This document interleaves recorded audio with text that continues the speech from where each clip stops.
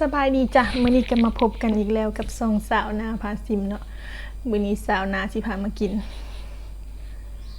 ยำกุ้งสดเนาะยำกุ้งสดแล้วก็จะมีจืดฮอนดอกแดงเนาะผักกับก็จะมีผักหอมป้อมเนาะบัวละพาเนาะที่ว่ายำใส่กับกุ้งหั่นเลยมื้อนี้เฮายำกุ้งใส่สาลีเนาะมื้อนี้เนาะใส่สาลีแล้วก็ใส่มะม่วงพร้อมแต่แซ่บขนาด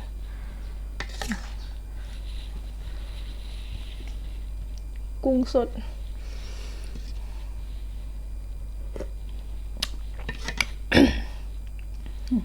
น้ำนี่ดำเลยมากินน้ำกันเลยบ่เนี่ยเป็นมะม่วงเนาะ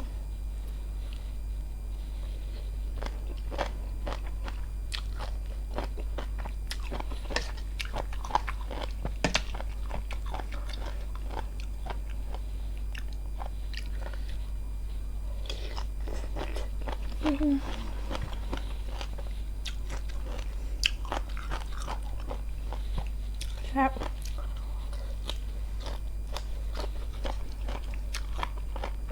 ชาลี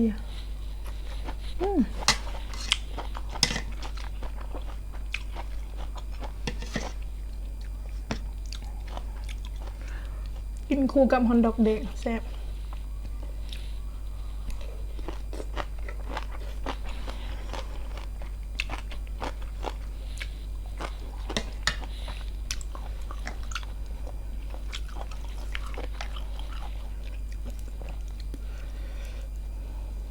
หอมป้อม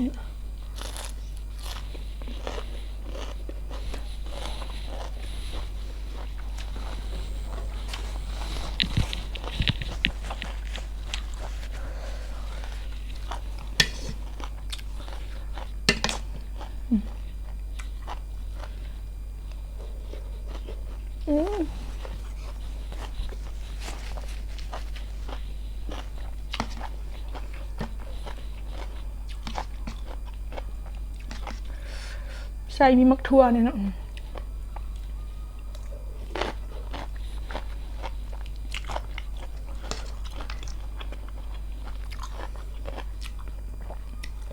เป็นฮอนดอกแดง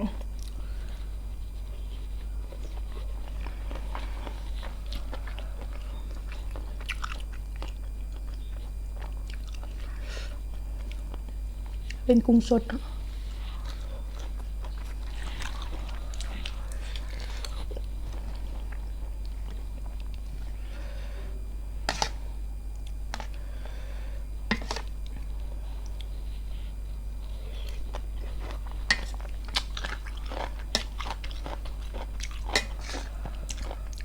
เป็นมะม่วงในกาจะผสมปันไหนเนาะ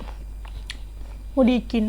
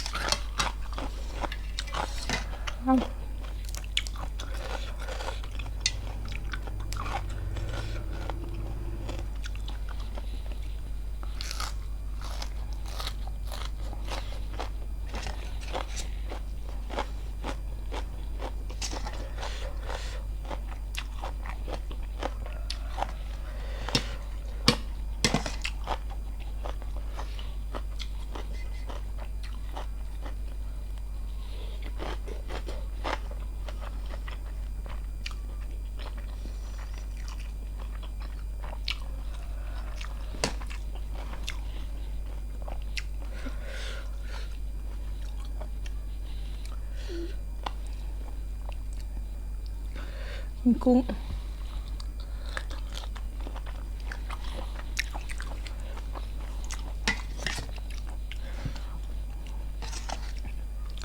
ส่วนเป็นไส้กุ้งก็จะเป็นไส้กุ้งที่ใหญ่เนาะ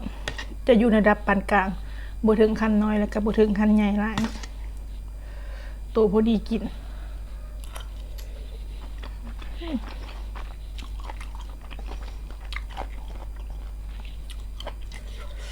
มะม่วง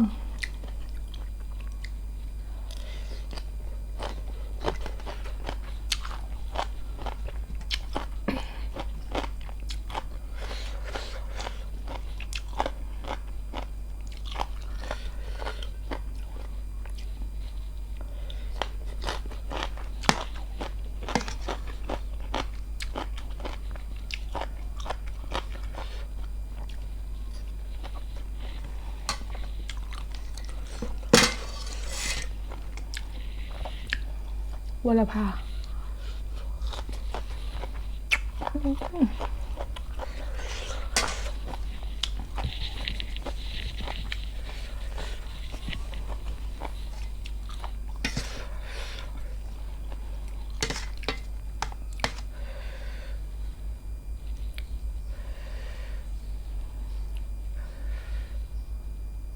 กินแบบคำใหญ่ๆเลยเนาะ